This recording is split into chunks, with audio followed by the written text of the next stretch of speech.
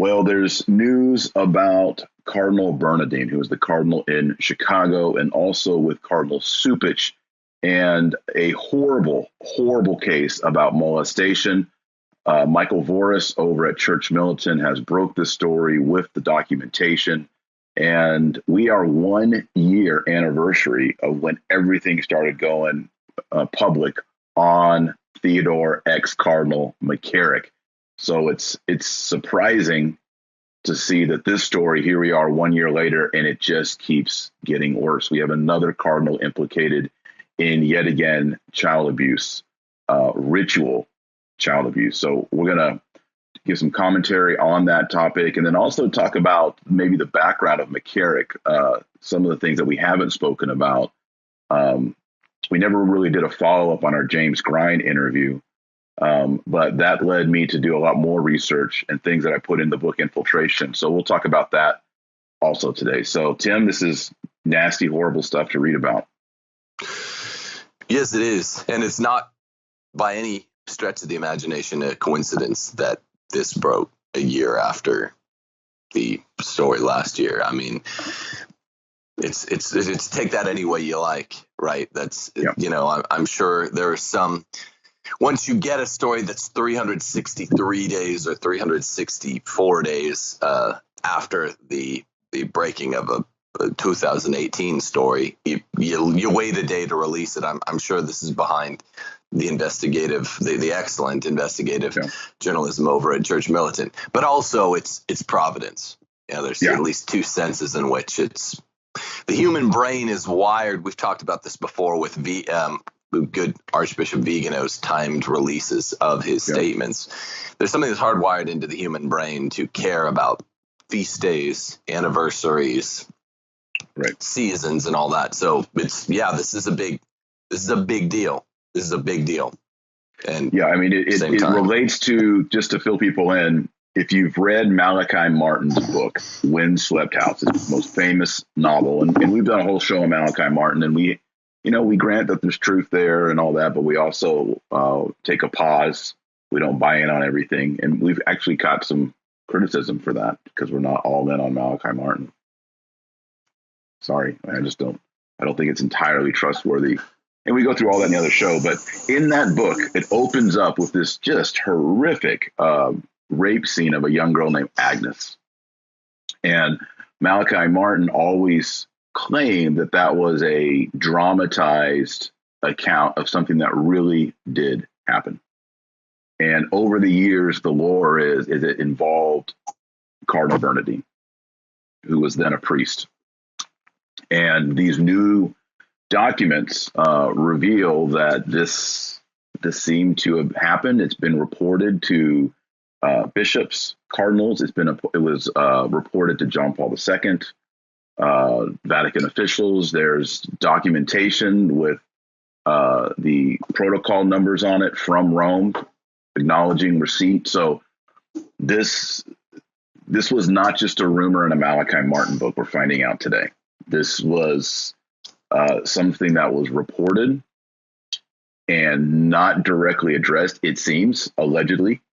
There's no documentation that it was followed up on, it seems. And it's sad. It's horrible that, the allegation relates to Bernardine, then Father Bernardine, and Bishop, who was it again? Forgot the name. That broke. What do you mean? So it was then Father Bernardine and Bishop John Russell. And this was in South Carolina. And if you read Windswept House, if my memory is correct, the ritual happens in South Carolina. Yeah. I mean, not Chicago. I want to go on record as, not Chicago. I want to go on record as saying I can't speak to that part from that opening chapter in Windswept House, but I did think of when I read 2 or 3 articles this morning, the first thing that my mind raced to was Malachi Martin and the fact that, we'd always been cautiously dismissive, not to say that there's a total lack of truth there, just a lack of evidence. But this is a great for followers of Malachi Martin. without overstating or understating, this is an important piece of the puzzle that certainly vindicates his side of the story quite a bit. This breaking news. Yeah, it's. I just pulled up In Windswept House by Malachi Martin. He has a Cardinal Liarnadine. Right. Yeah, very so subtle. it's like, I wonder who that.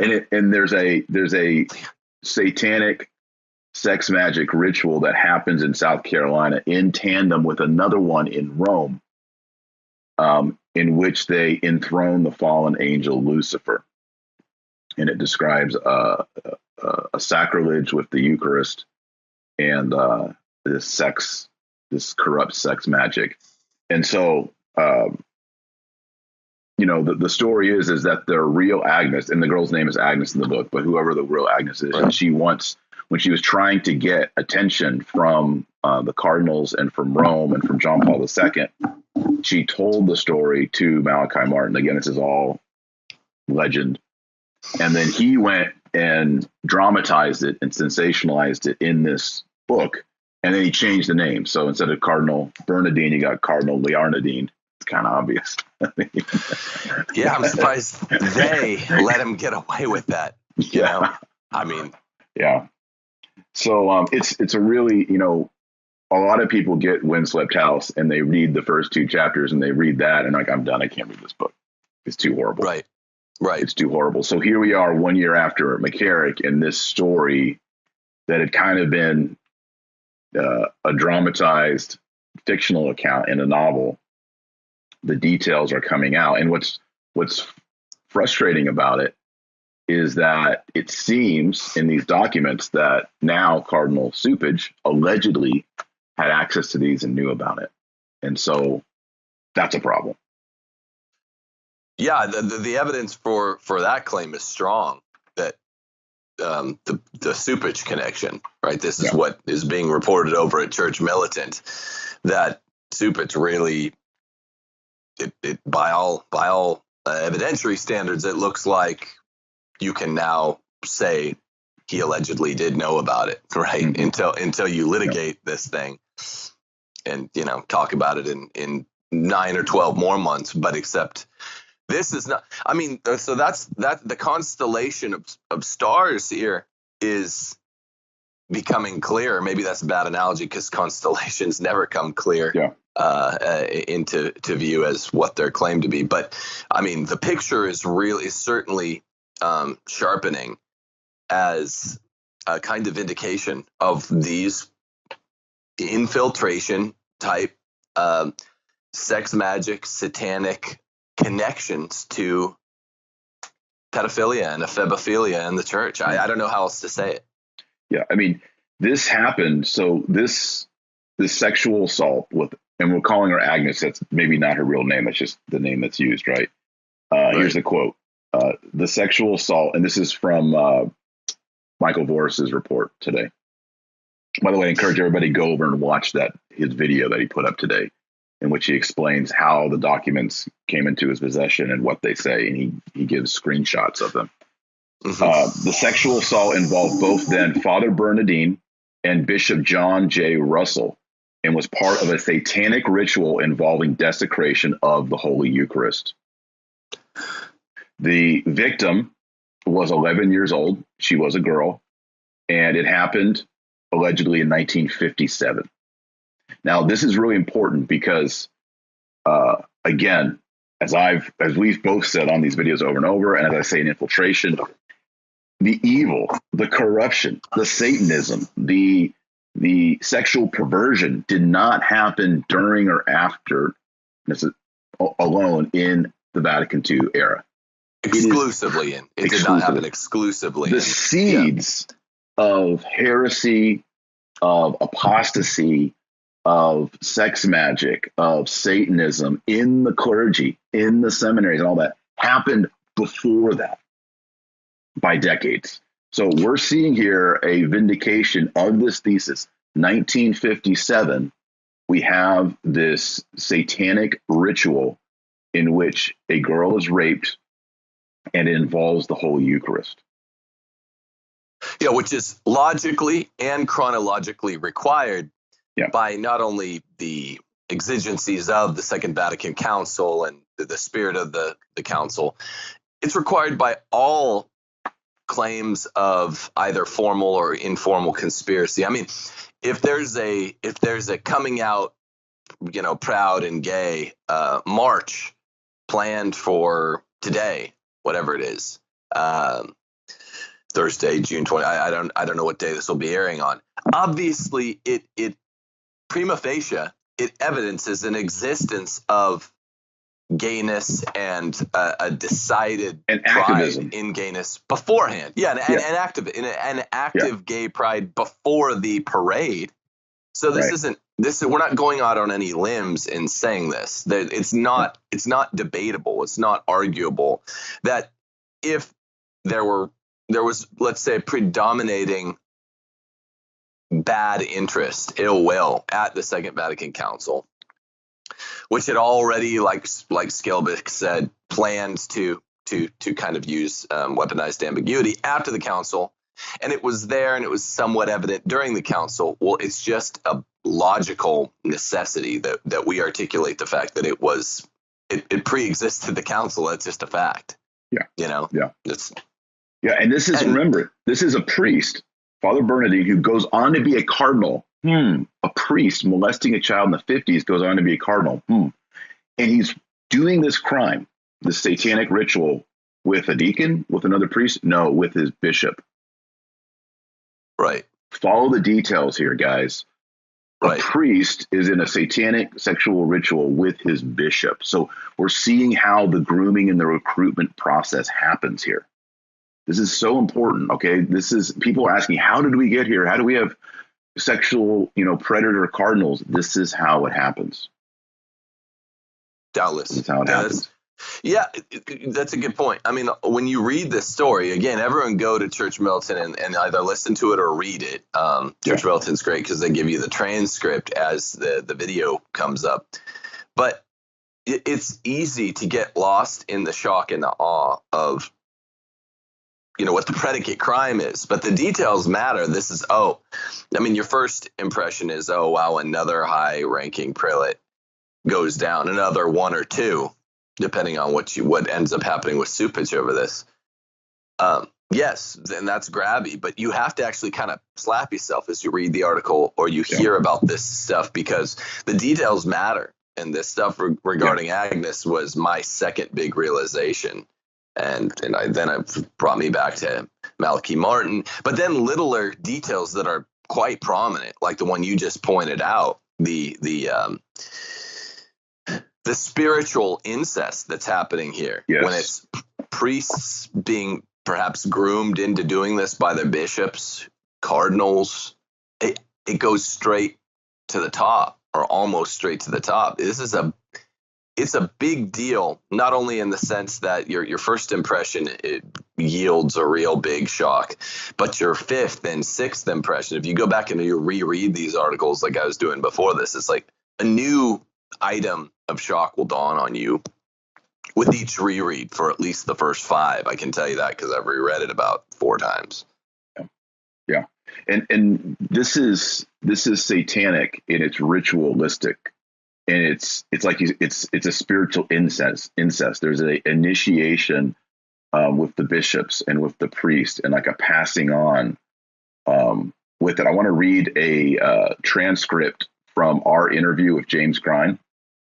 This was earlier this year, and I say to Grine, we're both on the show right here, and I say to him, "It's manifest and obvious to all of us because of you and Vigano that dozens, if not hundreds of priests, monsignors, secretaries, bishops, people in Rome knew about McCarrick." So here we're talking about McCarrick, but now we know from these documents that they also knew about Bernardine. Okay. And then I go on to say to James Grine, and by the way, James Grine was a victim of McCarrick. He was molested at age 11, even molested in confession. You can go back and watch on our channel that horrible episode. But it sheds a lot of light on things. I go on to say this was not a well-kept secret, and yet he was promoted to the highest post. My mind goes back to you. You said it for the first time. I hadn't heard this before. that he had a malice to destroy the Catholic Church. Did you see anything that we would call Luciferian, satanic, Freemason, black masses? Was there, people talk about Malachi Martin and going back to the 60s, but were there black masses in the Vatican, and the Freemasons were not just undermining the church, they were influenced, but were actually practicing dark arts? Did you ever see paraphernalia or black masses or people hanging out with McCarrick who indicated that any of these things were going on in your time with McCarrick? And then James Grimes says, without too much detail, it was prevalent. As a bishop and archbishop in New Jersey, first as a star in Metuchen, and then the dramatic changes in Newark. In fact, in Newark, in his archdiocese, he made sure that there was an exorcist in his group of people in one of the closest parishes to him. And he needed that man not to rid the world of Satan, but I believe do the opposite. There was a seminarian that you should speak to about that. There is Google that idea.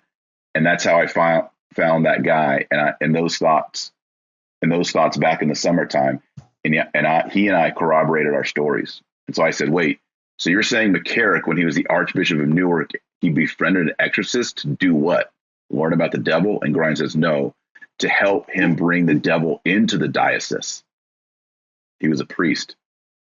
I say, oh, so you're saying the exorcist flipped and sold his soul in a sense. Grimes says, so you need to find that seminarian. He's easy to find. So again, he's saying here that there is a spiritual demonic element to this, right? This isn't just like perverted individuals. This is a spiritual war. And they are calling upon the dark entities, the demons, the dark principalities. Yeah. Without a doubt. I mean, look at the quote directly from Church Militant. Under the article is titled Cardinal Cupich Under Investigation. The sexual assault involved both men, then Father Bernardine and Bishop John J. Russell, and was part of a satanic ritual involving the desecration of the Holy Eucharist. Officials are now looking into charges directly related to now Cardinal Cupich's tenure in Chicago involving financial misappropriation and corruption. Those are the two in the article. They're spaced out, but they're the two auto tweets suggested by the Church Militant article. And what I want to suggest is, I'm not going out on a limb here, the connection between sexual and financial corruption that we've seen time and time and time. I mean, you feel uncreative just saying this point because it's so well established, but there's and I don't know what kind of corruption. It doesn't always mean it's a 1-to-1 correlation within the same office, right? So there's usually, I should say, a connection between financial corruption and the financially corrupt prelate is either himself engaged in this kind of sexual corruption. I mean, himself as the principal actor, or covering it up, right? So we don't know, and it's certainly not necessarily true in 100.00% of the cases, but it tends to be showing up in all of these cases. Financial misappropriation, that nice term for that ugly fiscal misdeed. The first place it usually shows up is sexual corruption. And this is something that's also been pointed out and is especially prominent in my mind because of the recent reportings of this guy, Stephen Brady, with the Roman Catholic faithful. He's all over this point, and so is everyone watching. Casual observers. You can't deny it. Yeah, Stephen Brady has covered and written on this story for a while, and it's we get this, Tim. People say, "Oh, this is conspiracy theory." Well, look, when there's documents with Vatican stamps on them and protocol numbers, this is not conspiracy theory. Right. Something's bad. I mean, look around. Look at the church. Go watch the USCCB meetings. Tell me this is normal. Tell me the church is in a normative state of operation right now. It's not. Things are crazy. The difference between a conspiracy, which happens, right? Cassius and Brutus really did conspire to murder Caesar, right? I mean, this is a real thing. Conspiracy at law happens every day. I don't know what percentage of murders are conspiracy to murder charges as well. We have something called in the law merger doctrine, where conspiracy to murder and murder get merged in certain cases. It's a real thing. The difference between conspiracy and what I think the CIA created the term conspiracy theory is falsifiability, right? Yeah. A bona fide conspiracy can be evidenced. It can be shown. It can be falsified if not shown. And the simple facts are, I mean, this seems especially relevant to you, Taylor, given the timing with regard to the release of Infiltration, some of your books, detractors, etc. This is evidence of conspiracy, meaning that the coverage of the story is the opposite of a conspiracy theory, the way that term of art works. Right. Conspiracy theory is used to show there's no evidence aside from tinfoil hat people who are thrilled and enthralled by going off record, and off record kind of dealing in echo chamber type facts. That's not what we're doing here. The reason this is a story is because real investigative journalism is turning up real nuts and bolts to a case. Yeah. I mean, you can't overemphasize. I don't think we have done a good enough job saying there's conspiracy and conspiracy theory. These are opposites. And I feel like in our videos, we always tried, laboriously, I think we put in the time to at least say it semi-often. Okay, well, here's the percentage we know. And generally speaking, we're sticking to the public record facts anyway, because we're not interested in conspiracy theory. And of course, the opponents will just say, oh, this is what always happens to Alex Jones for maybe a little less discretion in reporting some stories. He's done a lot of good investigative journalism and commentary in other regards. If you get sloppy once, then you'll forever be branded that way. And I don't feel like on TNT we've ever been that slow, because we toss out a lot going through it really fast before. Yeah, I mean, I've had people confront me and they say, "How come you don't, follow everything Malachi Martin says?" I said, "I just don't find it all trustworthy. I'm sorry." Or right. Other people. I mean, there's all kinds of things. Or why don't you quote this document? Well, I don't think we can validate it. So there it is. I want to share a quote from Pius the Ninth. And here's his quote: "The divine judge will seek vengeance on the day of wrath.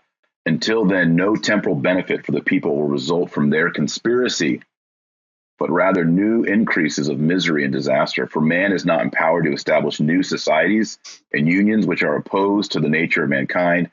If these conspiracies spread throughout Italy, there can only be one result. If the present political arrangement is shaken violently and totally ruined by the reciprocal attacks of citizens against citizens, by their wrongful appropriations and slaughter, in the end, some few, enriched by the plunder of many, will seize supreme control to the ruin of all." This is 1800s, guys. This is Pius IX in 1849, twice mentioning the conspiracies against the church and against society. 1849. Yeah. This goes back. This is old. One of the things that's interesting, because the story's breaking, so it's just, I'm still trying to put together the pieces, but this satanic ritual rape happened in, was it 1957? That was reported? I think so. Yeah, I think so. Yeah. So for reference, Cardinal Spellman of New York City ordained McCarrick in 1958. So again, we're seeing late 50s. And in my book, Infiltration, I say some of the worst infiltration in Rome happened between 1954 and 1958. Because in 1954 is when Pius XII started having, extreme stomach issues where they were pumping his stomach on the regular. He wasn't making a lot of public appearances. He was not well. There's just a change in his persona and in his work. And this is when you see guys like Cardinal Bea, Annibale Bugnini, Cardinal Montini gained great influence in the Vatican, in the Holy See, is from 1954 to 1958. So stuff's going on there. I want to share something here, Tim. Have you gotten to page 200 infiltration on the Aleister Crowley stuff? No, I haven't gotten that far. Okay, so I think people know who Aleister Crowley is. He was billed as the most evil man on earth. He lived from 1875 to 1947, and he said he wasn't a Satanist, but he was a self-proclaimed prophet, and he was the founder of the religion Thelema. Right. He was also a major mountaineer, and so he spent a lot of his time in Switzerland, climbing mountains, exploring mountains. So his religion centered, and I'm reading this from page 200, infiltration, because it connects Aleister Crowley, his occult, black arts, sex magic, to Switzerland, and in particular St. Gallen, Switzerland. His religion centered on sex magic of the Order of the Templars of the Orient, OTO, of which Crowley was a member. Originally, the OTO was European Freemasonry, but under the leadership of Crowley, OTO was reorganized around the law of Thelema: do what thou wilt, and that shall be the whole law. Unlike explicit Freemasonry, the OTO includes an ecclesiastical and liturgical church, the Ecclesia Gnostica Catholica, the Gnostic Catholic Church. So Crowley created a parallel Catholic Church. The purpose of this church is to restore Christianity to its original status as a, quote, solar phallic religion. So associating the sun with the phallus. The OTO is a phallic cult, and its oldest lodge is in Switzerland. The OTO also celebrates the rite of Liber X5, or the Gnostic Mass. Crowley wrote this Mass in Moscow in 1913. So Crowlster, a lot of people they know him. You know, he's on the cover of Sgt. Pepper's, the Beatles album. He's on the cover there. He's one of the people. Right. And then who is it? Not Dio, but who wrote Mr. Crowley, the song? There's the metal song from the 80s. Is it like Iron Maiden? No. It's the old singer for Black Sabbath. Dang it. I'm so Ozzy. bad at this. Ozzy, yeah. Ozzy Osbourne has the Crowley song, Mr. Crowley. Oh, yeah, that's right. Yeah, that's right. Ozzy Osbourne. Okay, so this is the Mr. Crowley. Now, he started his own Gnostic Catholic Church, and he wrote his own Gnostic Mass. The liturgy that he wrote in 1913 calls for 5 officers: a priest, a priestess, a deacon, and 2 acolytes who are called children, and culminates in the consummation of a faux Eucharistic rite and the consumption of wine and a cake of light made of menstrual fluid, after which the recipient recites, "There is no part of me that is not of the gods." Right? The Swiss-born Hermann Joseph Metzger became the patriarch of the Gnostic Catholic Church in 1960. There's a picture of him online. He wears a white cassock and a white zucchero, just like the Pope. And allegedly, from 63 to 67, they acquired 3,000 hosts from the local Catholic convent nearby St. Gallen, Switzerland. It seemed that these probably weren't consecrated, I'm guessing, right? To use for their rites. And I go on and detail more of this. So what's interesting is that the Gnostic Catholic Church also moves its operation to the same area, St. Gallen, Switzerland, in 1954. And this overlaps the dates of McCarrick in St. Gallen. Right.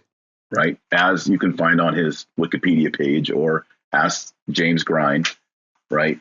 So we know that just go to his Wikipedia page. McCarrick was taking language courses in St. Gallen during this time period. So there's an overlap there. Is there a for sure connection? Can you prove that the sex magic of Crowley that was introduced and headquartered in this area where McCarrick was, that McCarrick, you can't do it at all. But it's interesting that the most perverse form of Freemasonry that had sex magic found its headquarters in the same place where McCarrick says he received his vocation of the priesthood. See, what needs to happen at this point, I'm absolutely convinced of this, is a investigative, journalistic, probative, deep dive into this stuff. Yeah. On the ground. Because, I mean, remember around 11 months ago, 10 or 11 months ago, when Church Militant ran its report and said, look, St. Gallen is all about, communist training ground. Yes. And I said, that's super interesting. I buy it. But I'd been hearing that St. Gallen had to do with Freemasons. People were telling us this off record. So what's the connection? And Vorst, with all his, strong but limited investigative powers, is like, I don't know about that, but I know communists. You hear both sides of this. And I mean, this is what you're up against when you wrote this book. So someone needs to go there and connect all the dots. I got something that connects the dots a little bit. So this is a couple pages from before where I just read Infiltration. Vladimir Lenin, who ran the Russian Revolution, the Communist Revolution. Yeah. I'm on that page 199. He lived in Switzerland from 1913 to 1917. He was exiled from Russia. He was sending his papers right through German Marxists up to give orders and to run things, right? Well, there was a guy named Fritz Platten, and he was a friend of Lenin. He organized Lenin's return to Russia, and he was a native of St. Gallen. He was a Freemason and a communist. And he's the one who figured out to put Lenin in a closed train car to get him all the way up to Northern Europe so he could get to the port and then get back into Russia and finalize the revolution. So it was a St. Gallen guy, a communist and Freemason, who smuggled him out and saved his life. And in 1918, there was gunshots on Lenin's car. Fritz was in the back seat. He jumped up and he pushed Lenin's head down to save him from the gunfire, and he took a bullet to his hand, Fritz. So if he hadn't done that, Lenin would have been shot in the head. So the St. Gallen boy smuggled Lenin out of Switzerland, back into Russia, and saved Lenin's life with his own hands. That was in 1918. And then Platten, Fritz, founded the Communist International in 1919 as a means of encouraging world communism. So he's a big player.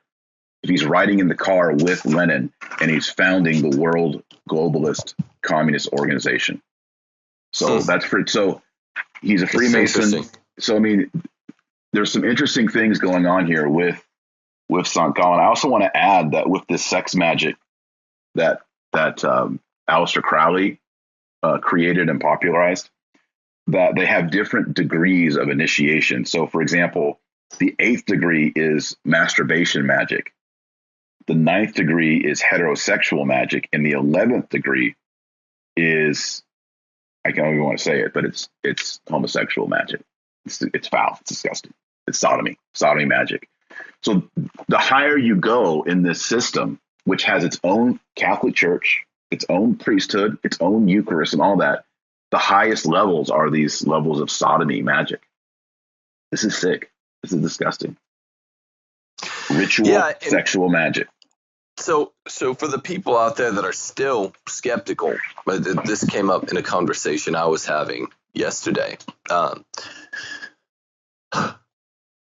Remember what came out 6 days before the general U.S. election in 2016. I'm talking WikiLeaks with regard to Marina Abramovich, this sex magic priestess. Was it spirit cooking? Spirit cooking is sex magic, and inviting.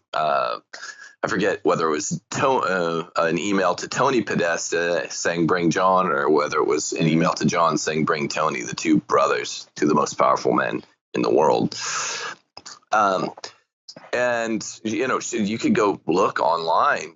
I don't recommend it, but on YouTube, she herself explains what spirit cooking is, and it is none other than sex magic. And Marina Abramovich, is big with the stars. She's like a creative director of a bunch of pop music stars videos now. Mm-hmm. There's a video that came out a few years ago where Lady Gaga eats a rosary, swallows it in the video, and I just happened to have seen, I don't watch Lady Gaga videos or listen to her crappy music, but I had just seen a week before that came out, I think on some Catholic media, that Marina Abramovich was hanging out with Lady Gaga. All kinds of connections to entertainment and she also politics stressed elites. the use of menstrual fluid in their rights. Breast milk, menstrual fluids. Yeah, which is the same thing we're seeing in the Aleister Crowley rights. It's sex magic. Yeah, it's a real thing. We all thought it was fake because normal people don't believe it. It's eyes wide shut, Stanley Kubrick stuff. And so what do you – this is where society, as it reaches the boiling point of, either accepting this kind of stuff or not. It used to be in the kind of politics as usual 90s and early 2000s, even when horrible stuff would happen, the concept of infiltration, which we talked about, last fall, it was 2 out of 3 of the TNT shows. It was still off the table. It was simply off the table. But now, once all of this stuff has come to light, for me, the Marina Abramovich moment was a big moment looking into it. Also, John Podesta had an email saying we need a Catholic springtime. We need to continue this. He didn't use the word, but it was an infiltration. Yeah, WikiLeaks. These are real emails. You get to see. It turned a presidential election in the U.S. if you people didn't hear about it. We have Trump because of Marina Abramovich and her presence in Podesta's emails. Thank goodness. But this is not deniable stuff aside from Emperor's New Clothes, outfit viewers who are like, no, I see the Emperor's New Clothes. They're lovely. What are you people talking about? Yeah. That's the only level at which certain aspects of this, I'm still trying to be circumspect in my approach here, are deniable, though. There is a spectrum of more probatively evidenced facts that fit within this constellation. With any constellation, since that seems to be where my mind's going today, some stars are brighter than others, right? Yeah. And there's a natural kind of disparity of all, even legal theories, which prosecutors put together in every crim law case. But there's a brightness and a dimness of every piece of the equation. But once you have some lead facts, this is really important that people understand this. Once you have some trustworthy, strongly evidenced lead facts, then it's no longer grasping. Ask any prosecutor. It's no longer grasping to say, okay, now that I have 5 really strong key pieces, I am going to include these middle brightness pieces of evidence, Yep. And that's how you build out any theory. If you don't believe me, if you have any family member who's a prosecutor at law, ask them. Then, whereas you wouldn't include, slightly more speculative facts like some of this stuff. This is a perfect example of what I mean by a middle or a mild connection, this Aleister Crowley stuff. You wouldn't include that by itself. But once you have the hard evidence of, okay, St. Gallen in 54, 55, 56, and you have stuff on record, primary source documents, then all of a sudden, including those facts becomes a part in a larger case. Yeah, I don't have video surveillance footage for the skeptics, but I can tell you that in the 50s, there were satanic Gnostic masses designed by Crowley being said there. McCarrick was there. And then later on, you have this group of self-proclaimed St. Gallen Club people meeting in that city, trying to orchestrate the election of one like Bergoglio. Again, there is not a clear line from dot, like a constellation, from dot to dot to dot. But you look at it and you're like, we're not talking about, they were meeting in New York. Lots of people meet in New York. This is a tiny, small town, medieval town in Switzerland, right? There's a lot of weird stuff going on there. That's what I'm saying. And yes, we can't take the Sharpie and make hard lines from dot to dot, but it sure looks suspicious. It starts to make more sense of the data points than what we didn't have before. Right. Not initially. Not initially. That then you throw more time and gobs of money at it and investigative resources, and it's like, okay, so and this is just how history works. This is how I mean, neither of us are journalists. The way Voris is, we always say this, but when the first guy in, when the first major book in, I guess the first might be Malachi Martin, but that was written as a novel, and I mean, he's partly being vindicated here, but when you write something in a novel, how seriously do you want anyone to take it? That maybe that played a role, but that's hyper speculative because it's in a novel form. So people get mad at us that we're like, well, I don't know what's real. Obviously, there's this key of real characters to fake characters, but but he also said it's faction, it's fact mixed with fiction. He put that out there 20 years ago, 25 years ago, and maybe open the way. That might be a first step, but then you have a second step that's kind of like your book here. That's like, okay, well, here's a reasonable narrative, meta narrative for what could be going on. On the second step, astronomers, how do you spot a nebula cluster in the sky? Every even amateur astronomer knows. It's called look-away principle, right? You look away and you catch nebula clusters with your side vision, right? This is how you do it, and then you can kind of spot when you look directly at it. It's harder to spot than you look away again. That's how you get it. I don't know why that's how vision works, but that's kind of what we're saying here. So you had to have some more light come on it after Malachi Martin. So Malachi Martin fans out there, I was talking to Paul and Olivia Right On Point about this. They agree with us on really most things. They're close travelers, but they think, no, you guys they're joking me. Like, you guys aren't Malachi Martin people. I was like, I'm not pro or con. I just literally, when you write a faction novel, what the hell are we supposed to do with that? Because I do like hard facts. Yeah. But now it's seeming to be vindicated, and the long and the short of it is, we're looking more directly at it, and the way now we can to continue to extend the astronomy metaphor. So once you spot it with your side vision, which is kind of what we're doing in step one here, then you can say, okay, it's here. You get a precise location. You get your good telescope out with your clock drive, right? You get your clock drive. You allocate all your resources. You're like, okay, I'm still not seeing it great when I'm looking at it directly with the naked eye, but if I look at it directly with some technology, with some serious resources, right? With investigative journalism, you go and you set up if there was a major news network that cared about such things, you set up camp there, and then they know that things are coming home to roost. They're like, oh yeah, we're, find us the best hotel, St. Gallen, because we're here for 6 months. We are gutting this place. Exactly. That's how it has to work. And initially sometimes it seems like loose ends, but over time they tie up. And I'll give you an example. So when I first interviewed James Grine, many people questioned his veracity, because in that video he claimed that his Swiss grandfather from St. Gallen, Switzerland, who was the patron of the young McCarrick, that he was the inventor of the Braun girdle. So many people in the comments said, there's no way, he didn't invent the Braun girdle. That's a lie. He's making up stuff, And so this is where the Braun girdle came. So I was like, okay, this doesn't look good, right? If James Grine came on the show and said all these things about McCarrick and St. Gallen, but then he made up something about his grandfather inventing the Braun girdle and being a wealthy man, that's a problem. So guess what I did? I spent a whole day at a coffee shop going through patent records. And I found the exact name of the grandfather with a U.S. patent for, guess what? A new design for the Braun girdle.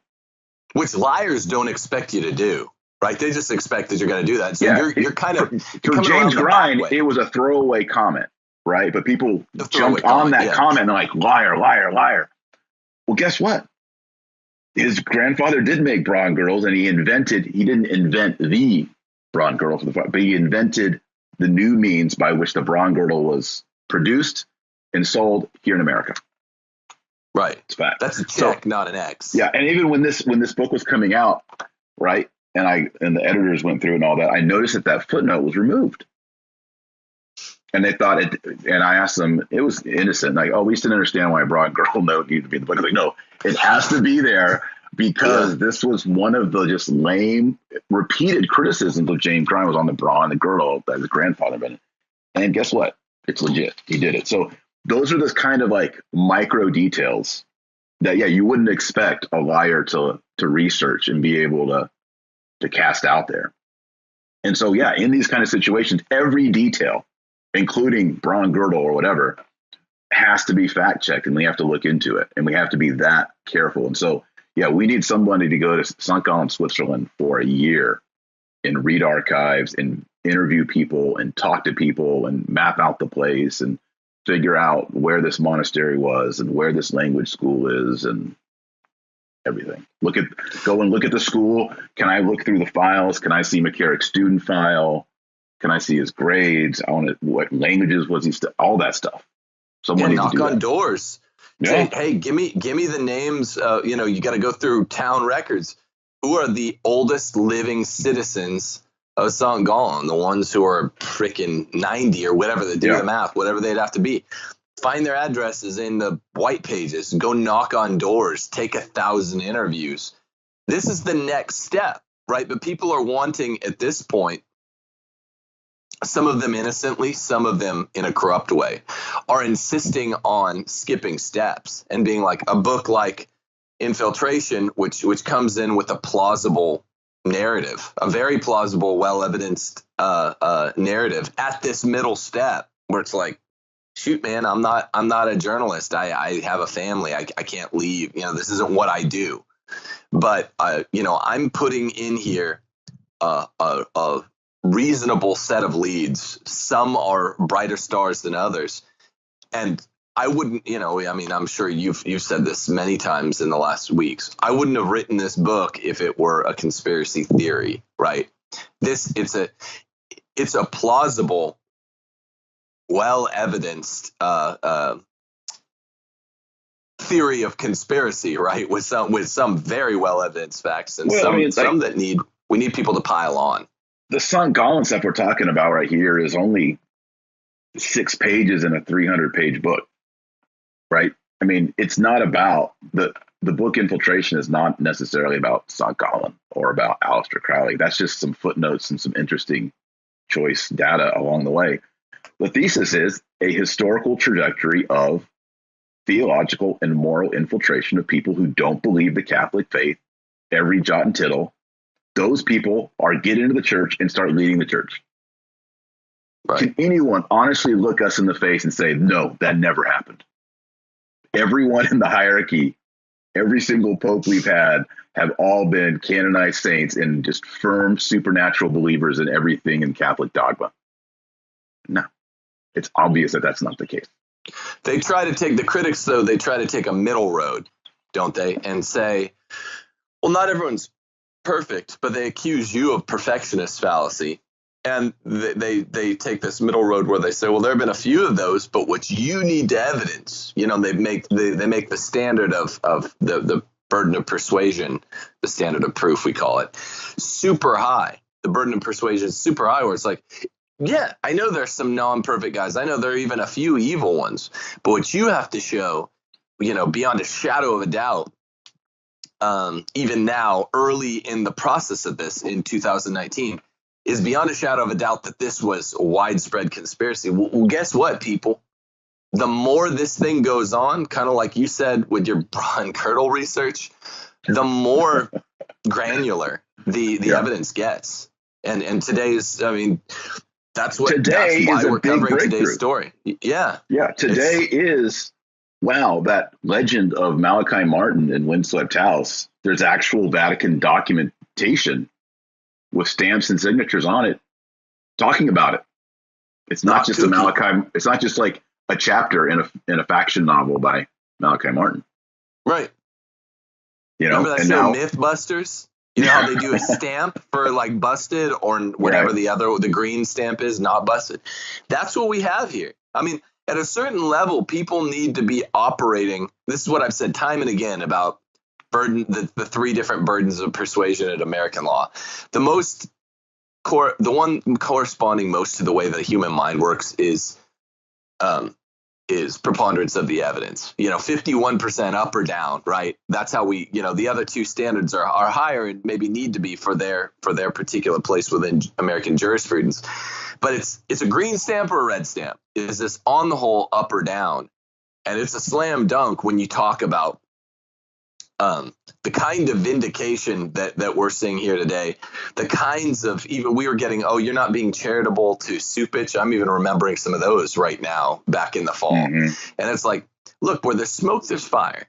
And that doesn't mean that we can start the punishment phase, when it's only smoke. You gotta evidence that there was a fire first before you could take away someone's life, liberty, property, take away their hat, whatever. But when there's smoke, it means you need more resources. You need more people to jump on. And that's why church militant's so good, because they're tending to this. And look what they're uncovering. I mean, look what they uncovered today. That's what we were saying when we first started making videos. After the Summer of Shame was the moment when so many people were like, you mean almost everything that Boris has been talking about could be true?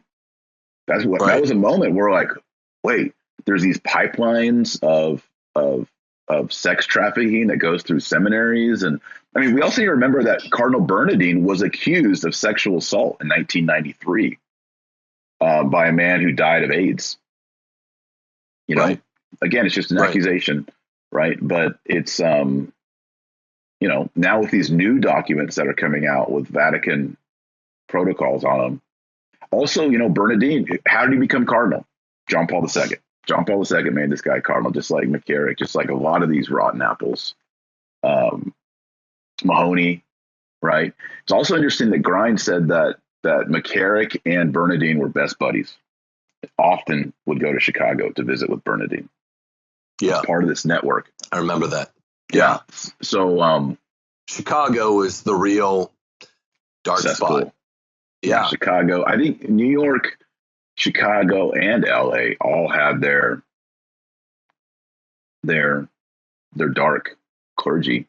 We're seeing. I mean, LA had the most in the history of all Catholicism, the biggest payouts, the most abuse cases, and all that was LA. That's right. And no one seemed to talk about that. I guess because Mahoney's still alive or something. But it is. I'm going to look it up. Yeah, no, that's right. I'm going to look up the number because it's absolutely scandalous of how much money was paid out in California.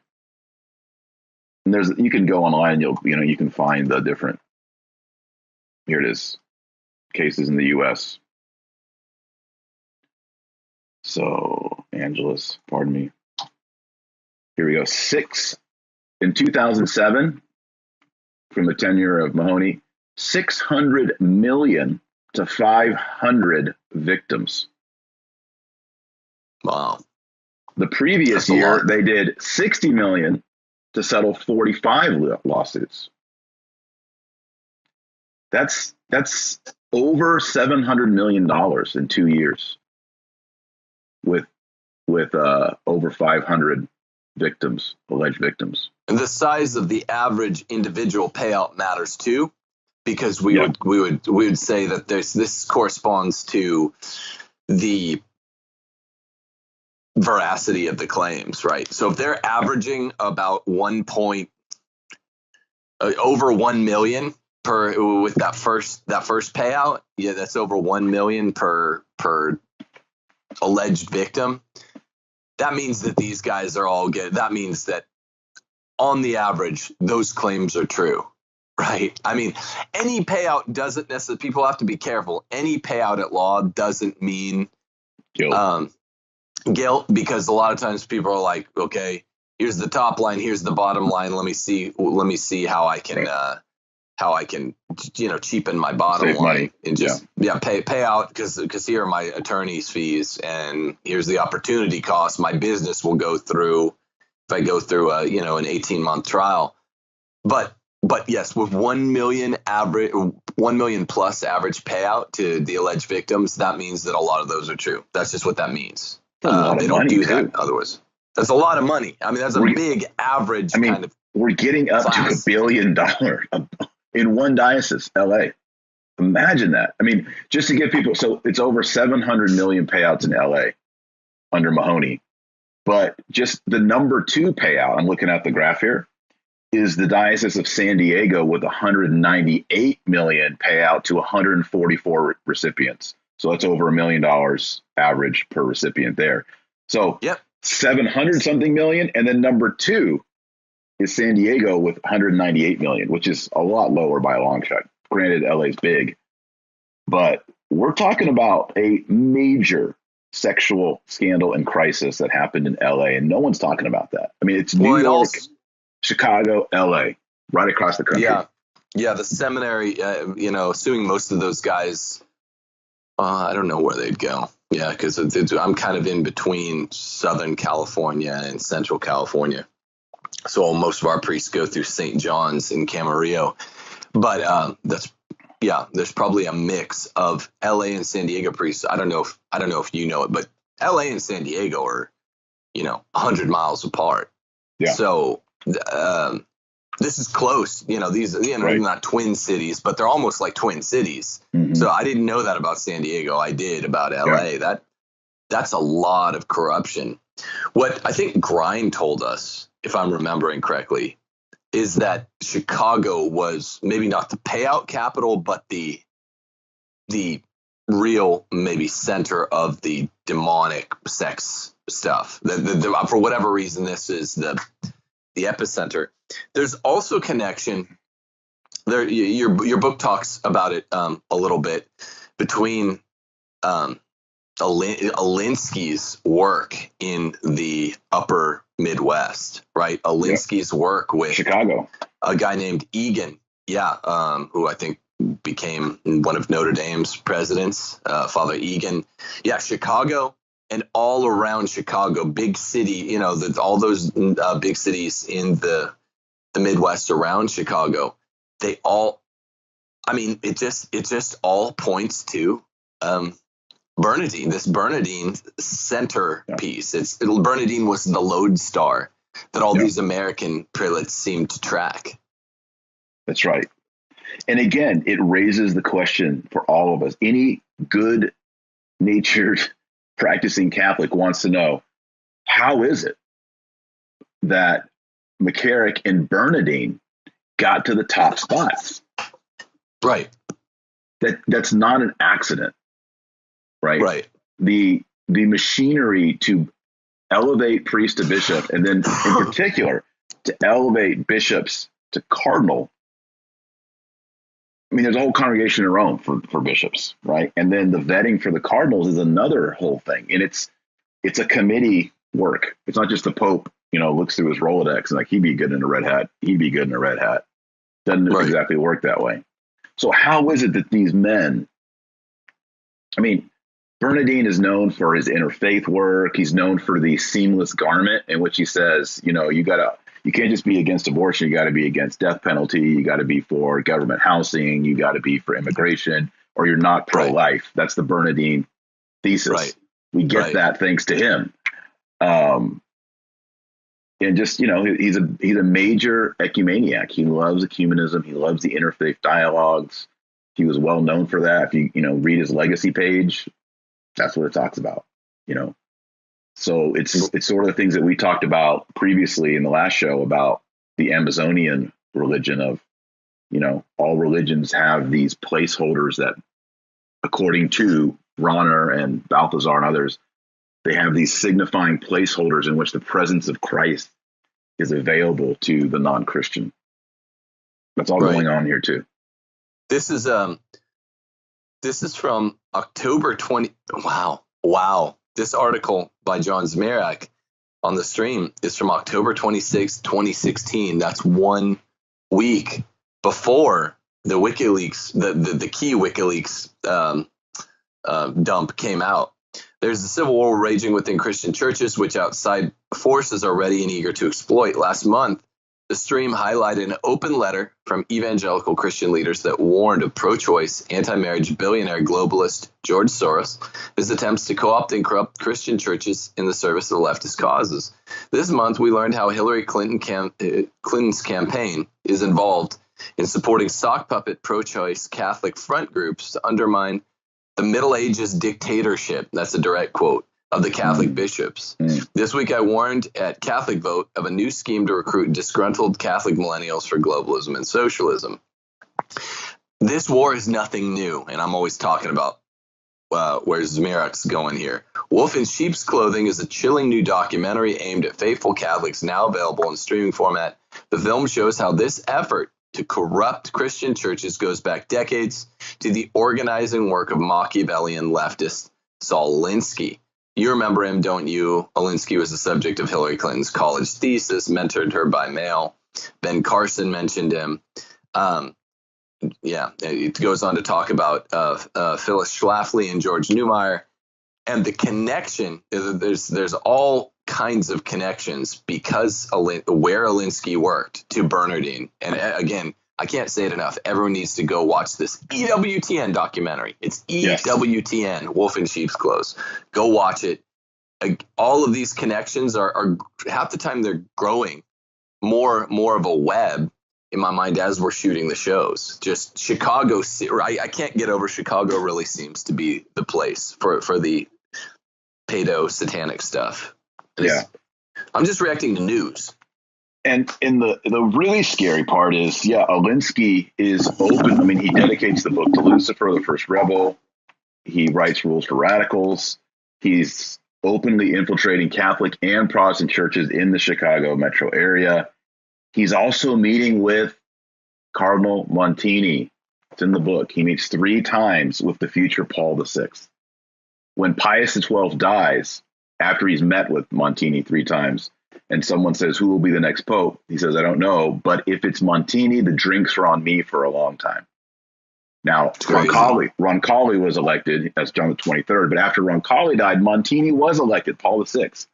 He's the one who guided and ended the Vatican Council and also instituted the new Mass, the Novus Ordo Missae. So, I mean, it's crazy that you have a pope who was meeting with Saul Alinsky. Wait, Alinsky said if Montini is elected, the drinks are on me? Who said that quote? Really? Alinsky said that. Yeah, I think you said that. Saul Alinsky said that. So, that's one thing. People read Infiltration and they're like, wait, that Paul VI, like that can't be true, and it is. I mean, it's documented. He met with them. Now, you could just say he just met with them and they talked about sports and football and soccer. Okay, maybe they did. But when you read Jacques Maritain, he makes it sound like that Montini, future Paul VI, is a fan of Saul Alinsky. He might have said, well, if he's elected, the drinks are on me because he found out in his 3 meetings that they were both Chicago Blackhawks fans. Yeah. But that's not really likely. That's not what, right? So people want to say, oh, well, you didn't prove anything. It's like, well, I didn't set out to prove anything. I set out to strongly evidence something. There are different phases. There are different waves in the evidentiary process. And until we get this real straight, for better or for worse, there's a stronger emphasis on it. And say, don't expect too much. There's a weaker emphasis on it and say, don't treat this like it's too little, right? Yeah. These connections are necessary in this wave of, your book came out within the first year of the McCarrick thing. So that's great turnaround time. And this is a lot of, these are all signposts that have presented themselves, but collecting them in the form of your book, Infiltration, is invaluable work, right? Now, people have to pile on particular facts and go, this is how things have to work. I would say it's unrealistic and it's unfair to expect, the first major collected work on something that comes out to be written as if it happened 50 years after McCarrick came out. right? Yeah. I mean, this is I'm gonna have to write just, Infiltration 2, Infiltrate Harder. I've already decided that's going to be the book. It's like Die Hard, Die Harder. yeah, Die Hard 2, Die Harder. This is going to be Infiltrate 2. Yeah. Infiltrate Harder. Hey, I want to share that quote with you. So this is Jacques Maritain, and he's talking about Saul Alinsky. And it says, the new cardinal, Montini, the new cardinal was reading Saul's book and would contact him soon, end quote. Wow. So Montini is making a study of and remember, Saul Alinsky is the guy who created community organizing. Community organizing is another way of saying community infiltrating. You get to know everybody. Identity politics. Yeah. You're like, these people are against you. These people are against you. Here's our agenda. We need to have some microaggressions. We need to have people show up. One story of Alinsky is he fed a bunch of homeless people beans and had them show up at this rally for them to fart and stink up the place. So Alinsky actually did that. Yeah. It's kind of funny, actually. So that's the kind of thing. It's these microaggressions, right? Yeah. And the thing about Saul Alinsky is he's definitely the neo-communist. He's not one out there like, let blood run in the streets, kill our enemies, Right. He's not that. Yeah. He is hey, let's do the permanent instruction of Alta Medida. Let's slow the roll. Let's go slow. Let's infiltrate. Let's change ideas. Let's grow our group. Right. And there you go. What book was being referred to in that quotation you just read? Says you said he's Saul's books. Oh, books? It says Saul's books. Have you published Rules for Radicals yet? Let's see. Rules for Radicals came out in... I'm trying to... Let me see if I have written down here when Rules for Radicals 69? came out. Yeah, I don't have it in front of me. I'll look that up for next time. Yeah. But, I mean, remember, Alinsky is active in the 50s. I mean, that's what he's... I know. Yeah. Listen to this. From the same Smerak article. The high tide of Alinsky's direct influence in the church came in 1978, when his clerical allies seized control of a national meeting of Catholic lay leaders, the Call to Action Conference.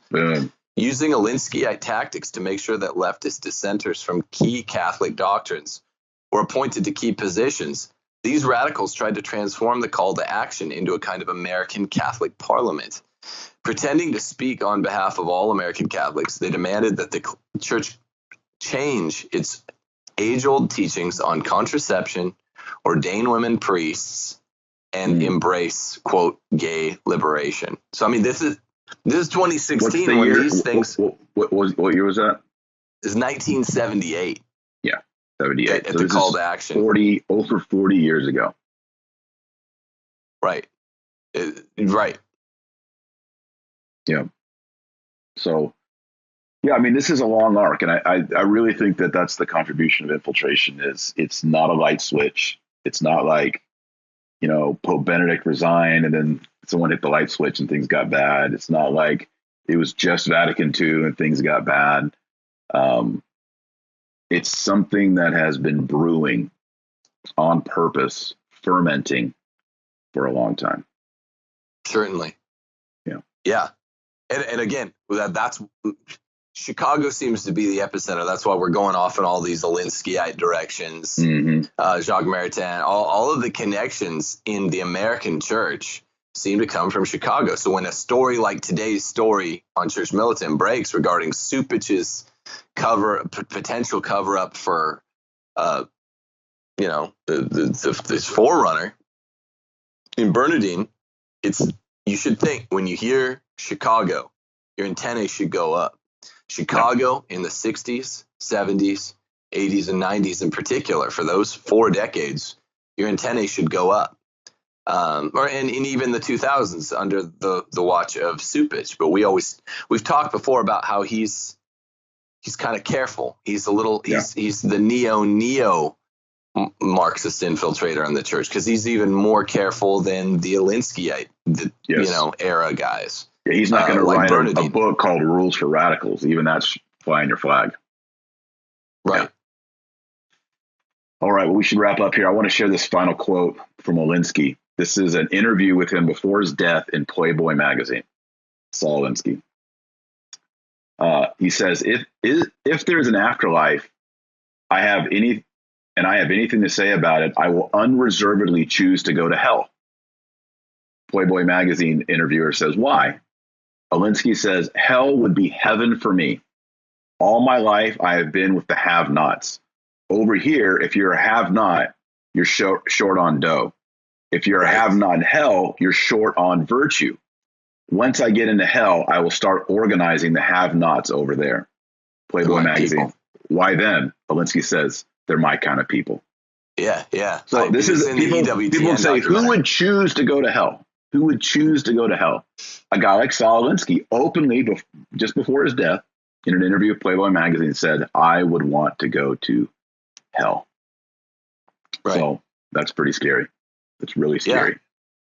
Well, Luciferianism is Lucifer didn't choose to go to hell. He's banished there, but it's an anti-kingdom, right? Right. And it's an opportunity in an Alinskyite way to have your own people and to lead someplace. Better to be first in hell than second in heaven. This is the Luciferian credo. That's right. So yeah, it makes sense. There are real people like this. There are shocker, kiddos. There's real evil out there, right? I mean, and when you hear about spirit cooking and sex magic and molestation involving the Eucharist, Eucharistic rituals, which we're hearing today, there's real evil out there. I just rewatched that movie, The Rite, with Anthony Hopkins last night, and it's so annoying. Me and my buddies were yelling at the screen.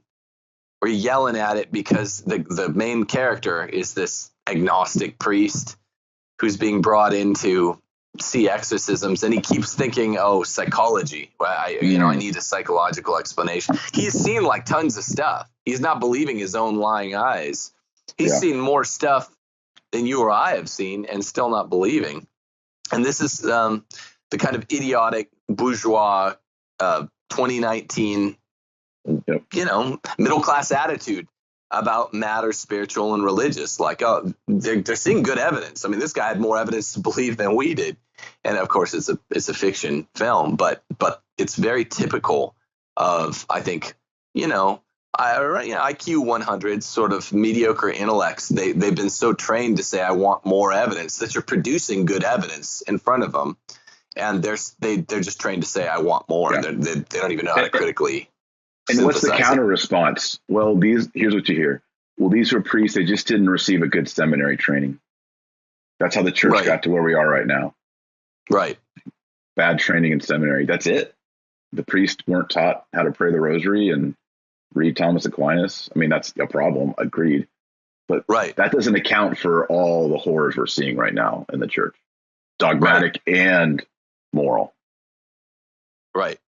Well, that's a part of it, but that's kind of the least grabby, least interesting, least important part. It is part of it. It's part of it. It's a weaponized. The Alta Vendita says, cast your nets into the seminaries. I mean, it's all the way back into the 1840s, but there's a lot more going on here. And I think this new story with Bernardine is going to continue to rip open the curtain to see what's there. So, okay, Latin word of the week relates to this. It's actually a Greek word that comes into Latin, pandemonium. Pan is Greek for all. Daimonium comes from the word demon. Pandemonium is all the demons. So like when you say, it broke out into pandemonium, you're talking about like what it would be like to be in the kingdom of Satan with all the demons. And we know from theologians, all the demons hate each other. There's no friendship among thieves. There's all malice towards one another, and there's malice towards us. Right. They want us to go to hell. So pandemonium is not just like your kids are going crazy and spilling cereal on the floor. Pandemonium is the breakout of the screeching of hell. It's not a conspiracy, though. Kids really do spill tons of cereal on the floor. It happens. It's just what we do, Tim? I have an interdict on cereal in my house. It just never comes in.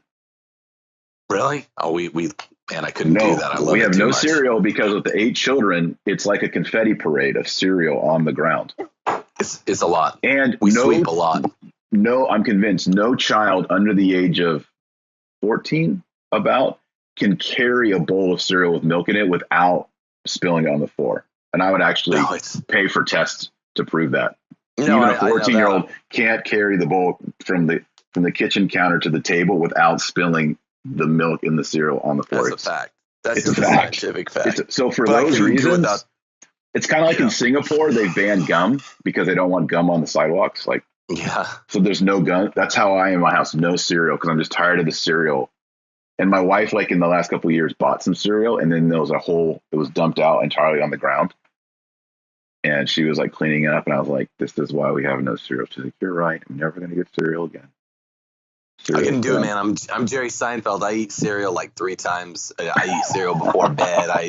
It's all the sweet cereals. I haven't eaten but- cereal in 10 years, decade. Wow. Speaking of decades, everybody got to pray that rosary. That's right. Pandemonium. There's a rumor going around that John Milton made that term up because he I've knew heard that. languages I've heard in that. Paradise Lost. I've heard that I think I he checked coined I it think that. Yeah. because Anyway. that's the name of their like city Yeah. in Milton's Paradise Lost. Yeah, Yeah. he calls it, and I have heard that he's the one who coined that. Yeah. It's kind of a cool term, but did you find It out is that a it was someone else, or did he really coin that term? I forget what I turned up. I think Okay. I think it's real. I think I learned it in like AP English class in 12th grade or something. Right. Okay. Cool. All right. Well, let's everybody pray the rosary. If you're not praying the rosary, you're not doing what Our Lady said at Fatima. You're not on the team. We have to break the bonds of these demonic powers.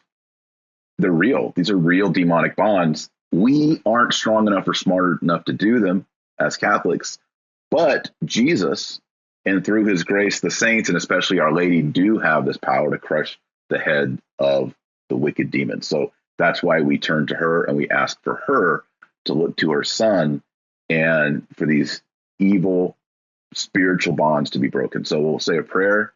Tim, you want to say Hail Mary when I finish the prayer? Sure. Okay, cool. In the name of the Father, the Son, and the Holy Ghost. Amen. Dear God, we hate to read and hear of these crimes against your people, against those who are made in your image, and we ask that you would bring real justice against those who have harmed others, and also forgiveness for all those who are involved, and true repentance. We ask a protection over your church. We ask Our Lady to spread her mantle around the church. We ask the blood of Jesus to purify the church and the blood of Jesus to drive away all demons in this church. And we ask that you would bless and protect us and everybody watching today. We pray in Jesus' name. Amen. Hail Mary, full of grace, the Lord is with thee. Blessed art thou amongst women, and blessed is the fruit of thy womb, Jesus. Holy Mary, Mother of God, pray for us sinners, now and at the hour of our death. Amen. Amen. In the name of the Father, the Son, and the Holy Ghost. Amen. All right, everybody, like the video, subscribe, share it. We'll see you next time. All right. All right. All right. All right. All right. All right. All right. All right.